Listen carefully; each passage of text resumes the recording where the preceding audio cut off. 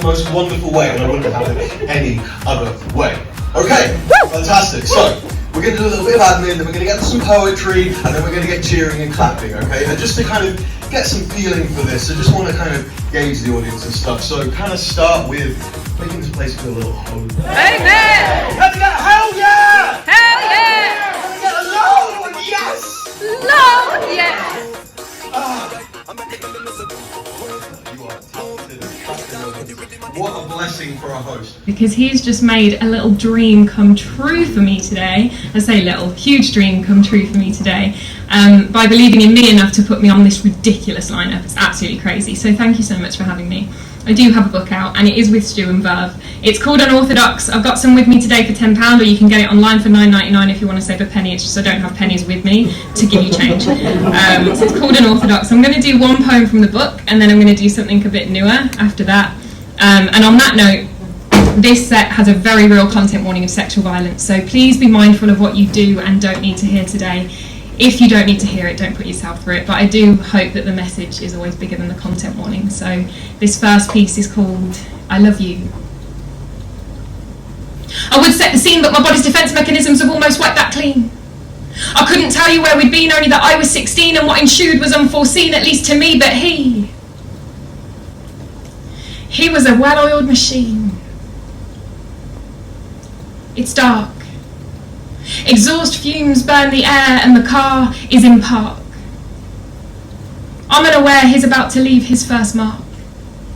The warning lights weren't on. How was I meant to know there was about to be a problem, let alone a big one? To me, the fact a guy showed any interest was a phenomenon. He didn't care about me. How I took my tea, that my least favourite soup was minestrone, whether I enjoyed swimming in the sea or any information about my family tree. He didn't care what I wanted to be, that I had aspirations and dreams, or even how my day at school had been. He only cared what he could get for free as he fumbled around with the buttons on his jeans. It wasn't locked. I could have got out and ran or let out a shout, but I sat and barely entertained my doubt because it was too early to cause a fallout. It didn't matter if to my religion I was devout, because I knew it wasn't within my character to act out, and that it wasn't something that I was going to talk about. Maybe why I didn't move was because who would do anything that bad outside the house containing my mum and dad? 3 older brothers with every reason to get mad. If only my thoughts had clocked the ones he had, but to have attention from an older lad until this moment had made me glad. The one whose name I doodled in hearts in my yellow sketch pad, and now you're not leaving until I'm finished, he said, as he gripped his left hand around the back of my head and forced it down to give him his. I wanted to be magically in my bed, alone. Maybe it was my actions he had misread. Or maybe I was a young girl that he had misled. Now the warning lights were burning my eyelids in blood red. This was nothing like the romance stories as a child I'd been read. It wouldn't have mattered how carefully I'd tread, because he'd already planned this out in his head. I should have bit it there and then.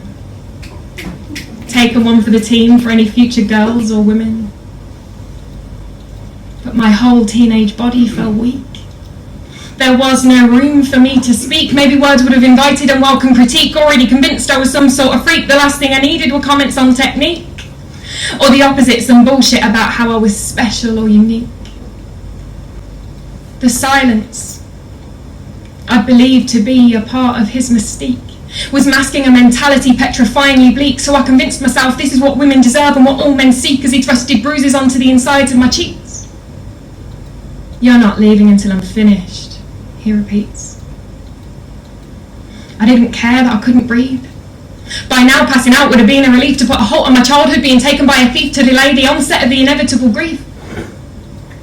The burning exhaust fumes imitate my burning desire to be anywhere else but here. I choke on my fear As my mind kicks in to interfere with thoughts of how I'll finish this academic year with a future that's about to become very unclear, I swallow my shame. The taste of blame drains the colour from my face. No signs of an embrace, only a hurried exit just in case anyone caught me in all my disgrace. Clutching the cross on my neck, I hurried to the place I call home. Game face as I steadied my tone. Mum? Dad? I'm home. I'm going to bed. Alone.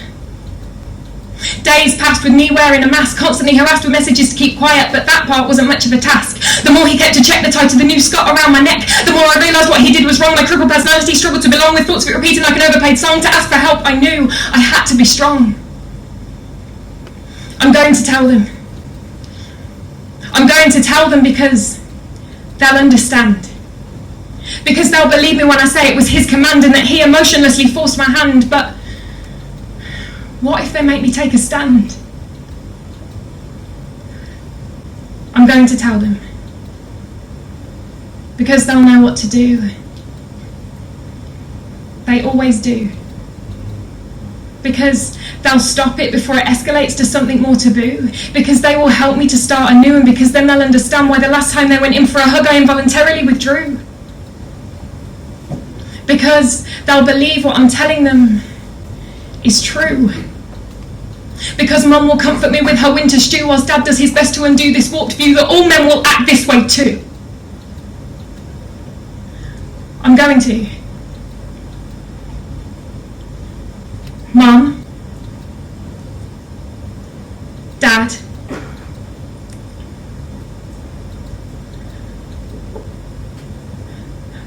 I love you. Thank you so much. I did a gig recently, and after my set this man approached me and he said some nice things and then proceeded to tell me how much better my performance and writing and everything I do would be with the help of a man.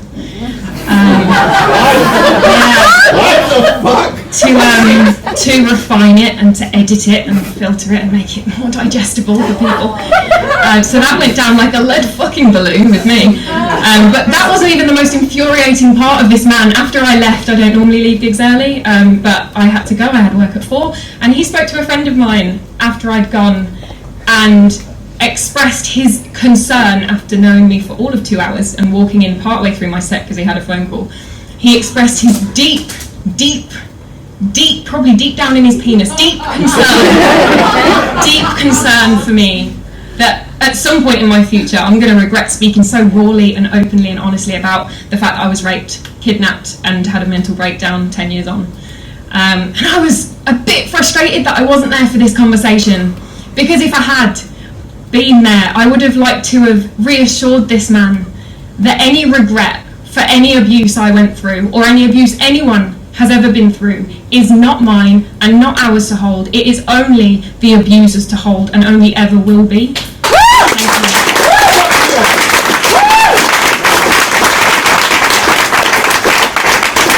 you so much. Yeah, if you've ever been made to feel shame or to blame, because it is ignorance like that of this man that turns our voices down and makes us feel shame and makes us feel to blame, makes us feel like we're in the wrong for something that wasn't in our control, makes us feel regret.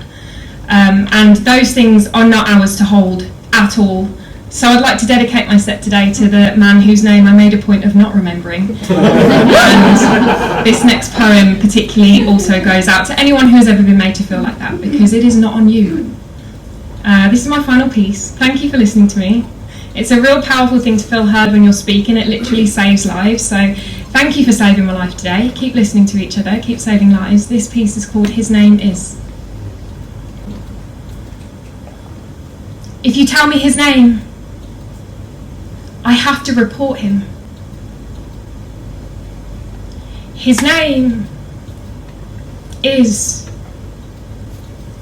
imagined scenarios.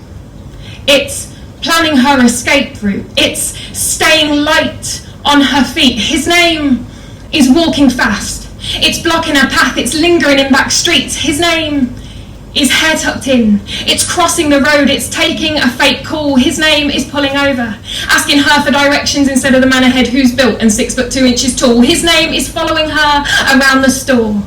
It's brushing past, it's touching the small of her back. His name is staring at her. It's waiting for her, it's look at the rack on that. His name is 999 already dialed. It's stripping her of independence. His name is keys in between her knuckles. His name is a never-ending presence. His name is avoiding public transport. It's leaving the night out before it's done. His name is dictating her skirt is too short. It's a change of shoes that make it easier to run. His name is hiding in the crowd, behind buildings, bins and cars. His name is pressed up against her. It's using code words at the bar. His name is continuing to ask questions even though he hears no answer. His name is turning innocent sentences provocative and labelling it as banter. His name is texting when she gets home. It's walking clear of alleyways and ditches. His name is catcalling and dog whistles, but we're not pussies and we're not bitches. His name is pepper spray. It's a rape alarm. It's impacting her mental health. His name is triple checking a taxi number plate. His name is her not leaving her house. If you tell me his name, I have to report him. His name is 10 years on. His name is suffocating me. His name is for the rest of my life. His name is therapy. If you tell me his name, I have to report him.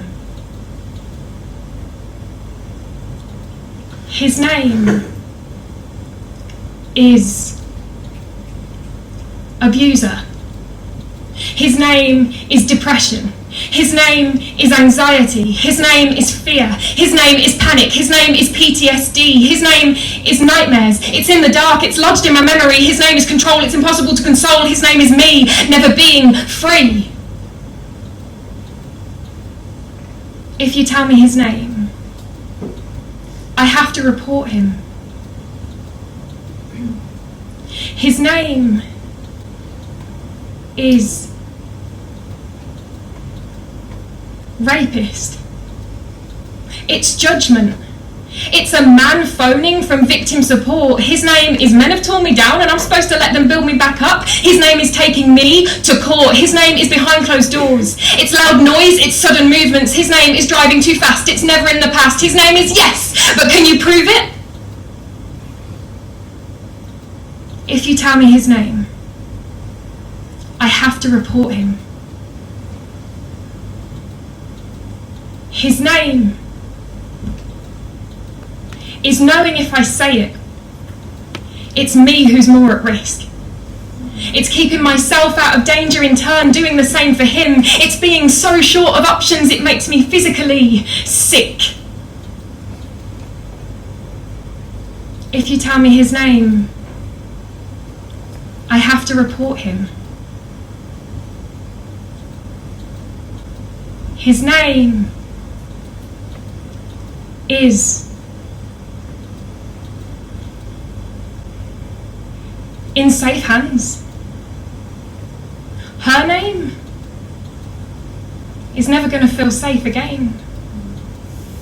Her name is affected, disconnected, neglected and disrespected. His name is going to haunt her. His name is going to take her life. His name is